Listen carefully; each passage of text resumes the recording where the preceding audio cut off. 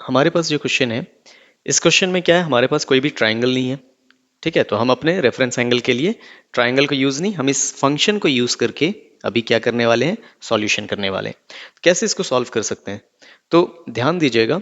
हमारे पास साइन ए की value given है, तो हमें क्या पता है, हमें ये पता है कि साइन ऑफ ए जो है वो किसके बराबर होता है, वो होता है परपेंडिकुलर अपॉन हाइपोटेनियस के इक्वल, है ना।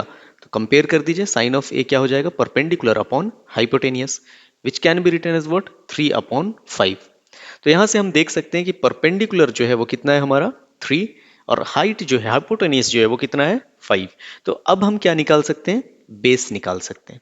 तो क्या बताया था मैंने, बेस, जब भी बेस निकालना है तो वो क्या होगा, हाइपोटेनियस और परपेंडिकुलर का डिफरेंस। तो ये क्या हो जाएगा, 5² minus 3² which is equal to under root 5² is 25 minus 3² is what 9।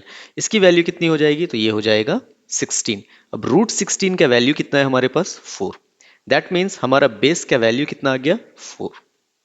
ठीक है, अब देखो वेरिएबल के फॉर्म में ले सकते हो, 4x 4k इस तरीके से बना सकते हो। रेशियो है तो वो यूनिटलेस क्वांटिटी, ऐसे भी वो x कैंसिल आउट हो जाएगा। तो हम लोग डायरेक्टली b की वैल्यू क्या कंसीडर करके चल रहे हैं, 4 के मल्टीपल्स के फॉर्म में। ओके, हमें बेसिकली रेशियो ही शो करना है, तो इक्वल पार्ट जो है वो ऐसे भी सिंप्लीफाई होकर के छोटे टर्म्स में बन जाएगा।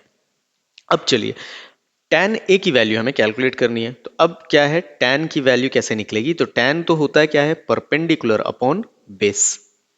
दिस इज इक्वल टू, आप देखो ये रेफरेंस एंगल ए, इसका भी रेफरेंस एंगल ए, मतलब हमें सिर्फ और सिर्फ वैल्यूज को पुट करना है। तो p की वैल्यू कितनी हमने निकाली 3, तो ये पुट कर दीजिए 3 अपॉन बेस की वैल्यू कितनी है, तो बेस की वैल्यू जस्ट नाउ हमने कैलकुलेट किया क्या 4, तो ये हो गया 3/4 इसका आंसर। नेक्स्ट क्वेश्चन क्या है, cos a। तो cos a हमें पता है किसका, cos का वैल्यू क्या हो जाता है, बेस अपॉन रेशियो जो है वो क्या होता है, बेस अपॉन हाइपोटेनियस। तो बेस की वैल्यू कितनी, तो बेस इज 4। हाइपोटेनियस की वैल्यू कितनी, तो हाइपोटेनियस हमारे क्वेश्चन में ही दिया गया है कितना 5।